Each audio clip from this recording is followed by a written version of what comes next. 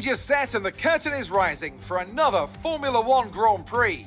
We're expecting close fights up and down the field today, so hold on tight, we're moments away from lights out. So let's take a look at the topographical map of the Jeddah street circuit. As you can see, a number of challenging corners for the drivers to master here. We'll see just how much the teams have benefited from their time spent in practice this weekend. And like many street circuits, this track has the potential to punish drivers that get it wrong. Let's hope we avoid any safety cars today. Hey everybody, welcome back to On the Grid. In today's video, we are taking a look at the new Jeddah circuit that's in Saudi Arabia. This is Formula One's further push to establish presence in the Middle East, in parentheses, money.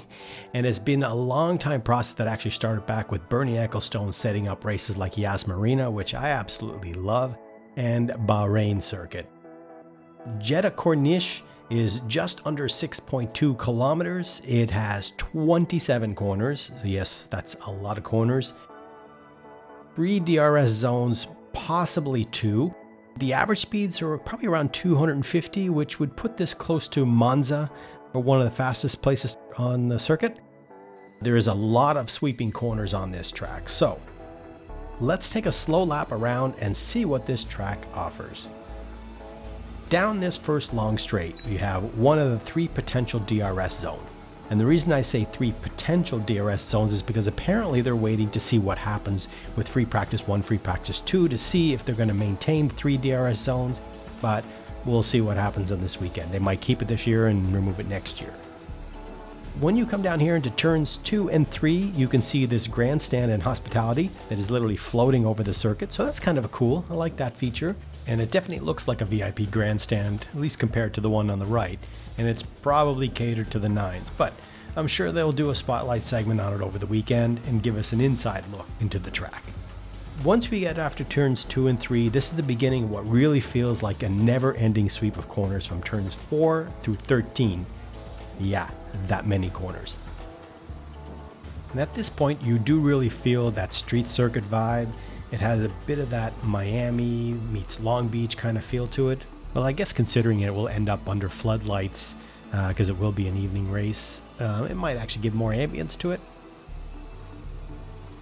This DRS zone here, I can't imagine this staying since it really is a short distance to turn 13.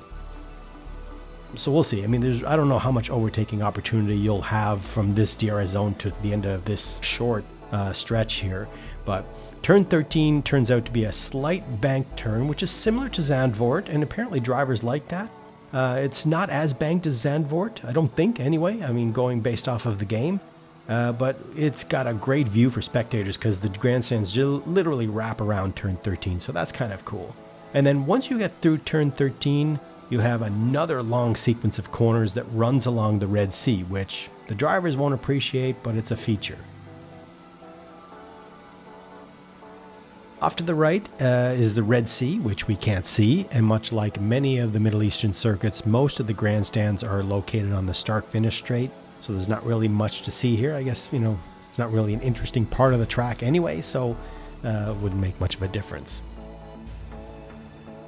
Turn 22 and 23 mirrors turns 2 and 3. It has the floating grandstand that goes to both sides, so I believe if you're in the grandstand there, you can see both sides, which I think that's kind of an interesting feature to add to the circuit.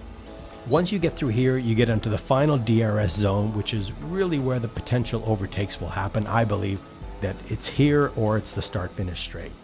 That's really the only 2 places I see overtaking chances happening. And so I'm not sure how I feel about this track. Aside from the location, for many reasons, which I won't get into, but I haven't really been a fan of the Tilke designs because they often lack character and they're not really very exciting tracks to watch. I mean, Marina Bay, I really liked that track, but that was modified from Tilke's original design, and that with that location where it is, it would be really difficult to mess that up. So that was a quick slow lap. That's kind of interesting to say. That was a quick slow lap around the circuit that was added to F1 2021. along with the other new ones that were added earlier this year. And this weekend's Losai, apparently I believe it's going to be added next year, which I really would have loved to see that this year because I do love that track as a MotoGP track. So not sure how that's going to work for Formula One cars, but we'll see. So anyway, let's close this video out with a hot lap around the Jeddah circuit. And until next time, take care.